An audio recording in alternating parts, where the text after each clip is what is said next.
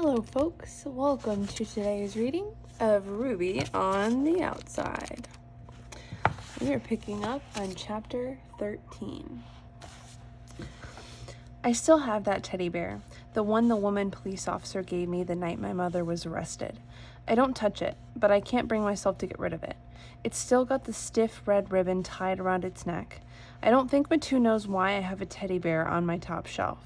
She, of course, wasn't there that night, so I don't have to explain it to her. We lived in Saratoga back then. I don't even know where Matu lived.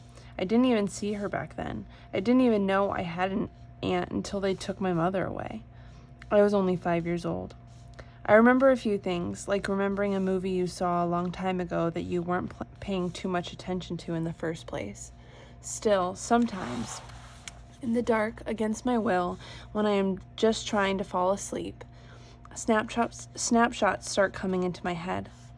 Nick and my mother were fighting. I could hear them from my bed. I didn't think much of it. I mean, I hated it, but they fought all the time. The scary part was if Nick lost his temper, if he broke something, or grabbed my mother's arm and left his fingerprints as dark bruises on her skin, and I would hear her crying. But that night, after the yelling stopped, it just got quiet. When I heard my mother's footsteps coming near my door, I quickly turned my head to the wall and pretended to be fast asleep. I could tell she was looking at me, listening. I tried to make my breathing slow and even. She walked away from my bed, out of my room, and she carefully closed the door behind her. A few seconds later, I watched the car lights move across my ceiling and down my wall. I knew they had driven away. I wasn't afraid, not really. I was tucked into my bed, safe in my room. The door was closed. I waited, and I waited. I must have fallen asleep because the next thing I remember is the sound of our front door cracking off its hinges, splintering, cracking, breaking, booming, shattering. The men's voices and the bright light shining under my bedroom door. The sound of things falling, drawers opening. I could hear it. I could hear walkie-talkies and shouting, footsteps, voices that weren't my mother's and weren't Nick's. I froze. Every sound shot through my body, sinking me deeper and deeper into my covers. I was alone. I was alone. Then my whole room lit up when my bedroom door flew open. "It's okay, sweetheart," a woman's voice. "It's okay." The woman policeman handed me the teddy bear, and nothing was okay ever again.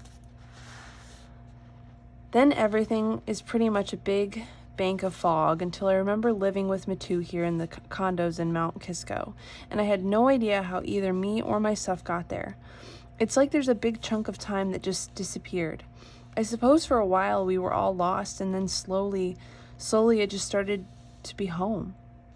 I didn't ask any questions, but I was vaguely aware that being here had something to do with being near my mother, so we could visit her easily. So when she came home, we were ready. Soon. And when soon never happened, the past fell away, along with all those meetings and phone calls, lawyers and plea bargains, court dates, babysitters, more meetings, more phone calls, another trial date. A new lawyer, another trial. Sentencing. 20 to 25 years. Then I started school and I had to figure out my new teachers, new kids, where the bathrooms were, who to sit with on the bus, who not to sit with.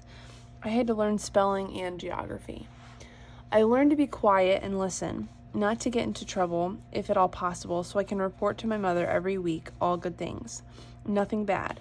And my worlds, though a mere 5 miles apart, divide like the continental shift we learned about in social studies, hopefully never to meet again. Inside and outside, real and unreal trade places, and then they trade back again. Somewhere during that time, Aunt Barbara becomes Matu.